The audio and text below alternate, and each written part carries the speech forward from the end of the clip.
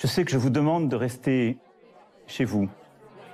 Je vous demande aussi de garder le calme. Garder le calme.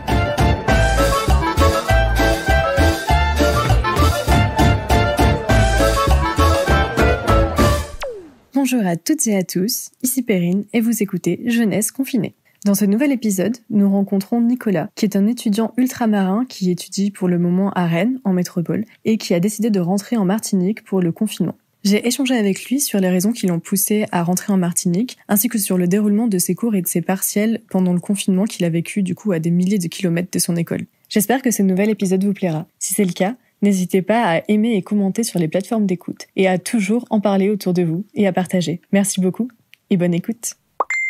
Salut Nicolas, et merci d'avoir accepté de participer à ce podcast. Pour commencer, est-ce que tu pourrais te présenter s'il te plaît ? Salut Perrine, tout d'abord merci à toi de m'avoir invité à y participer, ça me fait très plaisir. Donc je m'appelle Nicolas, j'ai 21 ans, je suis originaire de la Martinique et je fais mes études à Rennes.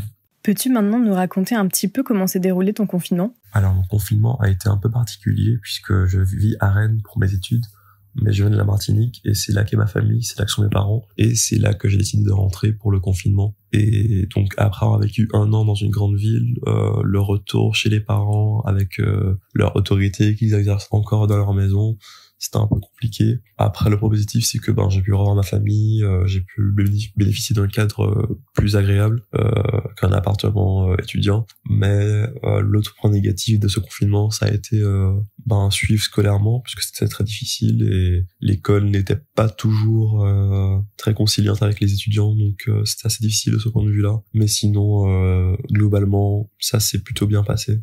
Et pourquoi avoir décidé de rentrer en Martinique plutôt que de rester à Rennes pour le confinement ? J'ai longtemps hésité avant de prendre cette décision parce que d'une part, c'était pas le besoin. Je sentais pas que j'avais forcément besoin de rentrer chez mes parents ou quoi. Je pensais pouvoir tenir les 1 mois que j'avais imaginé de confinement dans mon appartement. Et d'autre part, j'ai pensé aux conditions de la Martinique, donc la population vieillissante et les établissements de santé qui manquent de moyens. Donc je me suis dit que raisonnablement, il valait mieux rester à Rennes. Après, j'ai décidé finalement de rentrer parce que honnêtement, je me suis réveillé un matin en me disant en fait, je pourrais pas tenir 1 mois tout seul avec moi-même, ça va pas être possible. Du coup, j'ai finalement accepté la proposition de ma famille qui m'avait demandé de rentrer. J'ai pris mon billet, je suis rentré.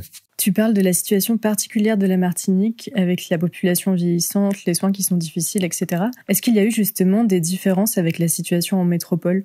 Je pense par exemple au niveau des consignes. Eh bien non, je ne crois pas qu'il y ait eu de consignes particulières pour la Martinique, d'autant plus qu'il n'y a pas eu un nombre affolant de cas, donc ça a toujours pu être maîtrisé entre guillemets, donc il n'y a pas eu de restrictions supplémentaires. En revanche, dans le cadre du rapatriement des étudiants martiniquais qui faisaient leurs études dans l'Hexagone, une 14e obligatoire a été instaurée, donc les étudiants qui arrivaient à l'aéroport étaient directement acheminés en un lieu dédié à cela, et ils passaient donc 14 jours enfermés ensemble, dans des chambres, et à la fin ils avaient un test Covid qui disait si oui ou non ils pouvaient partir ou pas. Donc c'est la seule mesure que je vois qui a été prise particulièrement sur le territoire. Donc tu as dû faire cette 14e toi-même en arrivant ? Non, je n'ai pas eu à la faire puisqu'elle a été instaurée un moment après l'annonce du confinement, donc ça n'a pas été immédiat et ça a vraiment été par la suite. Donc si je comprends bien, d'après ce que tu dis, il a toujours été possible de faire le trajet entre la métropole et la Martinique, même pendant le confinement ? Quasiment toutes les liaisons aériennes entre la Martinique et l'Hexagone ont été interrompues, et donc seuls les voyageurs qui avaient un motif impérieux pouvaient donc voyager, notamment donc les étudiants qui devaient rejoindre leur famille en Martinique. Dans les étudiants ultramarins que tu connais qui sont en métropole pour leurs études, est-ce qu'il y a une majorité, d'après toi, qui sont rentrés chez leurs parents ? Je ne sais pas si on peut parler de majorité, car j'en connais beaucoup qui sont rentrés, qui ont choisi de retourner chez leurs parents, et j'en connais aussi beaucoup qui ont choisi de ne pas rentrer par rapport à toutes les raisons que j'ai évoquées avant. Donc je pense que c'était assez égal. Tu disais donc par rapport à tes cours que ça n'avait pas été facile de les suivre pendant le confinement. Est-ce que tu peux nous expliquer pourquoi ? Et comment est-ce qu'ils ont été organisés pendant cette période ? Dans ma formation, j'ai quasiment essentiellement des cours magistraux. Et donc pour ces cours magistraux, il y a eu un suivi donc par mail, par écrit.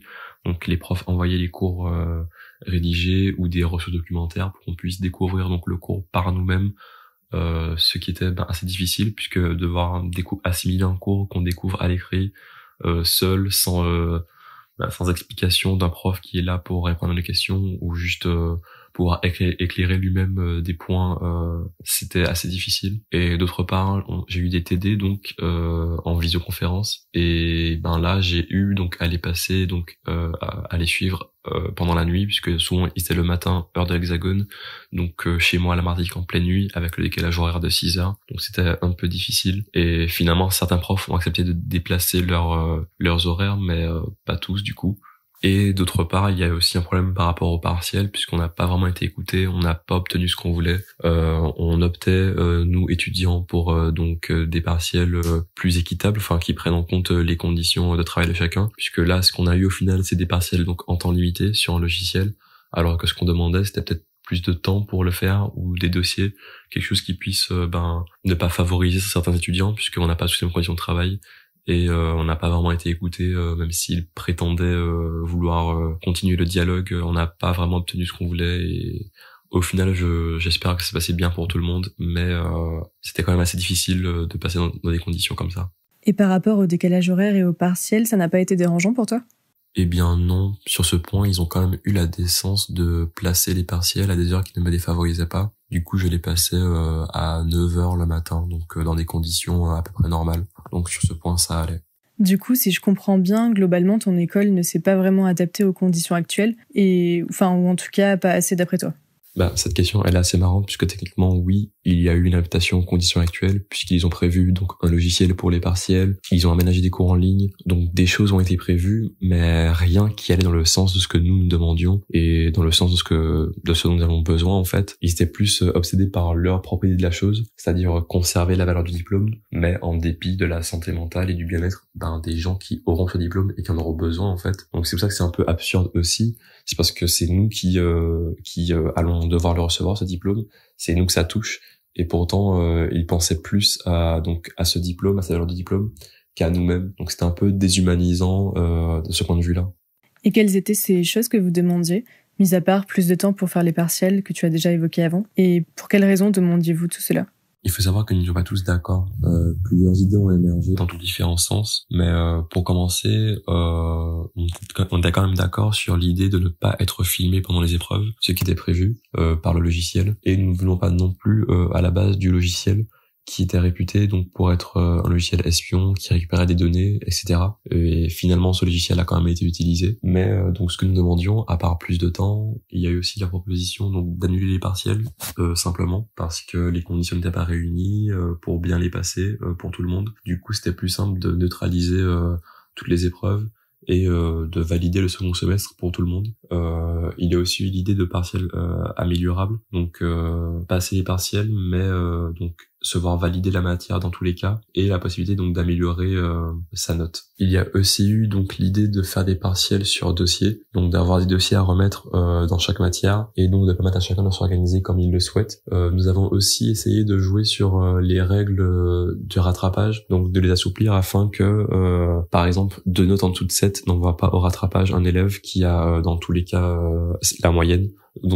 Mais là aussi ça a été refusé, et nous demandions tout ça par souci d'égalité en fait et d'équité, puisque chacun ne vit pas le confinement de la même manière. Donc déjà psychologiquement tout le monde ne gère pas le fait d'être enfermé de la même manière, et ensuite même les conditions de cet enfermement ne sont pas les mêmes.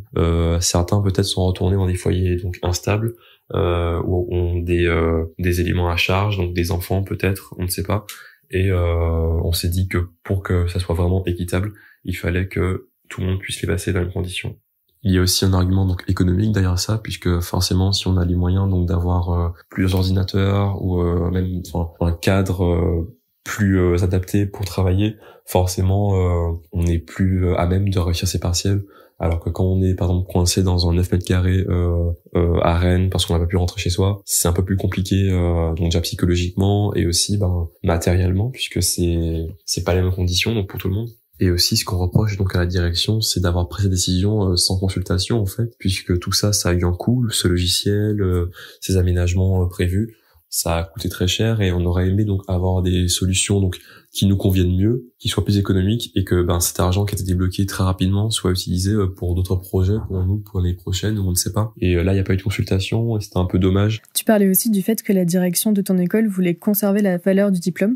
Ça veut dire quoi exactement, conserver la valeur du diplôme ? Encore une très bonne question, puisque justement, ça veut pas dire grand-chose. En gros, pour eux, assouplir les modalités d'examen reviendrait à baisser la valeur du diplôme.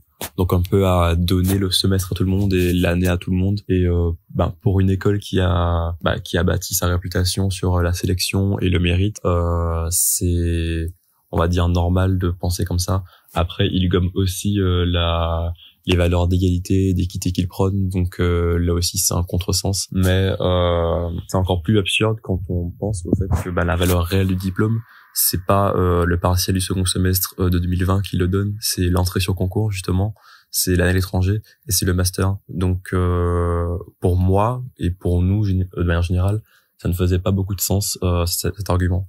Tu parles aussi d'années à l'étranger dans le cursus de ton école. Ça risque d'être plutôt compromis, au moins pour ceux qui doivent l'effectuer l'année prochaine, non ? Quelles sont les alternatives qui ont été proposées pour le moment ? Eh bien, je suis justement concerné puisque je suis censé faire mon année à l'étranger donc à partir de septembre et donc à Madrid, et pour l'instant je n'ai pas eu de réponse de la fac, mais j'ai des camarades de ma promotion qui ont déjà eu leur semestre annulé. Donc ce qui était proposé pour ces gens-là, c'est de faire un stage à l'étranger à la place afin donc de ne pas perdre et de conserver donc l'année à l'étranger. Ce n'est évidemment pas le cas de tout le monde, mais avec la potentielle deuxième vague qui risque de survenir dans les prochains mois, on reste quand même dans le flou, donc on peut faire nos démarches pour ceux qui ne sont pas encore concernés par les annulations ou qui savent déjà qu'ils partiront en stage à l'étranger. Mais il y a quand même le risque qui demeure de devoir revoir ses plans et que l'école même doive se réadapter et peut-être ouvrir la possibilité de faire un stage en France. Ce qu'elle avait prévu, qu'elle a finalement annulé, mais je pense qu'elle va devoir quand même garder cette option sous le coude, quoi. Pourquoi l'école a-t-elle finalement décidé d'annuler la possibilité de faire son stage en France ? Enfin, ça laisserait quand même plus de possibilités aux étudiants qui doivent trouver un stage au dernier moment, dans une période où c'est peut-être pas si facile de trouver un stage. Je pense qu'on en revient à la question de la valeur du diplôme, puisque si les étudiants décident de rester en France, ou qu'il y en a beaucoup qui décident de rester, ils perdent leur dimension internationale. Du coup, c'est plus avantageux pour eux et pour leur réputation que nous partions tous à l'étranger, plutôt que nous restions en France, même si certains ont des projets qui sont plus orientés vers la France. Et plus simplement, le séjour à l'étranger est obligatoire pour la validation du diplôme. Après, il s'agit d'un semestre pour l'instant. On ne sait pas si ça va être prolongé, mais ça aurait été du coup un semestre en France potentiellement. Donc ça n'aurait pas influé forcément sur cette condition de validation. Et donc toi, pour ton année à Madrid, tu penses que ça va se dérouler comme prévu ? Enfin, pour le moment, t'es pas concerné par cette possibilité de rester en France et de perdre la valeur du diplôme, donc ? Eh bien, étant donné que les choses s'annoncent beaucoup plus faciles pour les pays européens, je ne pense pas trop souffrir d'une annulation et donc pas de perte de valeur du diplôme en ce qui me concerne, en théorie, mais une perte totale de confiance en l'administration de l'école. Et sinon, comment se passe ton déconfinement ? Mon déconfinement se passe plutôt bien, on va dire. J'ai quand même attendu 1 mois avant de ressortir et c'est à partir du mois de juin, du coup, que j'ai recommencé à avoir de petits groupes de potes et que j'ai commencé à travailler. Et entre-temps, j'ai commencé aussi à m'organiser pour remettre mon appartement à Rennes, puisque j'ai laissé toutes mes affaires là-bas et j'ai encore les clés, donc je dois remettre à distance, c'est un peu compliqué. Mais à part ça, ça va plutôt bien et je recommence à sortir tout en restant vigilant. Mais je dois aussi admettre que depuis le déconfinement, je ne suis plus aussi vigilant. Enfin, surtout que j'ai pas eu à quitter mon domicile pendant le confinement. Du coup, j'expérimente pour la première fois la réalité des contacts humains et le respect des gestes barrières, le fait de porter un masque, et je ne le fais pas toujours. Et du coup, cette période sera aussi une période d'apprentissage et de travail sur moi pour faire respecter donc ces recommandations afin de lutter contre le virus et la propagation de l'épidémie. Donc tu n'as pas prévu de retourner à Rennes prochainement ? En fait, vu le prix des billets, ça sera très compliqué pour moi de retourner à Rennes. Ça serait même plus avantageux de payer 1 mois de loyer supplémentaire plutôt que de prendre un billet pour retourner. Et en fait, quand je suis parti, les billets étaient vraiment pas chers. Et juste après le déconfinement, les prix ont flambé. Du coup, ça sera compliqué. Mais du coup, tu vas faire comment pour rendre ton appartement et récupérer tes affaires ? J'ai prévu de m'organiser avec de la famille qui vit à Paris et qui ira donc à Rennes pour s'occuper de récupérer mes affaires et vider l'appartement, puisque j'ai acheté la plupart de mes meubles. Donc il faut que je les retire, même si je les revends pas et que je veux pas les récupérer puisque je suis en Martinique. Donc ils vont s'occuper de tout ça et sûrement aussi faire l'état des lieux et remettre l'appartement. Et qu'est-ce que tu penses que tu vas retenir de cette période ? Ce que je retiendrai de cette période, c'est qu'il vaut mieux parfois être mal accompagné que seul. Et là, je fais référence au confinement avec mes parents, puisque ça aurait été difficile pour moi de vivre tout ça tout seul à Rennes. Évidemment, c'est un taf gratuit, je ne le pense pas vraiment. Mais je retiendrai aussi qu'on ne peut pas prétendre aimer quelqu'un et vouloir son bien, et vouloir plaquer ses idées préconçues sur cette personne, et vouloir lui imposer des décisions. Et là, je fais référence à mon école, à l'administration de mon école, mais ça peut s'appliquer à d'autres situations. Quelles seraient d'après toi les leçons qu'on devrait tirer personnellement et collectivement de toute cette histoire ? Eh bien, vu que ce ne sera pas la dernière pandémie de ce genre que nous allons connaître, je pense qu'on peut au moins se dire que nous savons maintenant comment nous protéger mutuellement. Après, il conviendrait aussi de tirer comme leçon que ces phénomènes vont augmenter à cause du réchauffement climatique, de la fonte des glaces, de la migration des animaux, donc toutes ces choses qui arrivent à cause de notre activité, donc de l'activité humaine. Et donc peut-être que si cette information était plus diffusée, si c'était plus massif, peut-être que nous pourrions mener des actions massives pour convaincre nos dirigeants d'apporter des changements, puisque nous pouvons le faire à notre échelle, mais ce ne sera jamais suffisant. Donc peut-être collectivement se mobiliser afin de réclamer un changement. Mais je pense que c'est un peu utopique, malheureusement. Et enfin, quels sont tes projets pour la suite ? Je vais essayer de profiter un maximum de mes amis, de ma famille, de mon île, puisque je ne sais pas quand est-ce que je pourrai revenir, puisque j'aurai sûrement des stages à faire l'été prochain, et j'espère qu'une seconde vague ne me frappera pas entre-temps. Je vais aussi préparer mon départ au cas où, pour être prêt si jamais c'est confirmé. Super, merci beaucoup. Alors, afin de clôturer cet échange, comme d'habitude, je vais te demander ta musique de confinement. Du coup, ma chanson de confinement, ça serait Promises, Promises de Dionne Warwick. Je l'ai choisie parce que pour plusieurs raisons, cette chanson donne envie, si on veut, d'affronter l'adversité et de se dépasser. Je sais pas trop pourquoi. Et les paroles sont très jolies en soi et résonnent beaucoup avec mon expérience, on va dire. Donc voilà. Super, merci beaucoup. Et surtout, merci d'avoir participé à cet épisode, du coup. Et bon courage, et à bientôt. En tout cas, c'était un plaisir d'enregistrer ce podcast avec toi. J'espère avoir été à la hauteur de ton travail et de ta chaîne. Et je te souhaite bon courage pour la suite. Merci. Oh, promises, promises, this is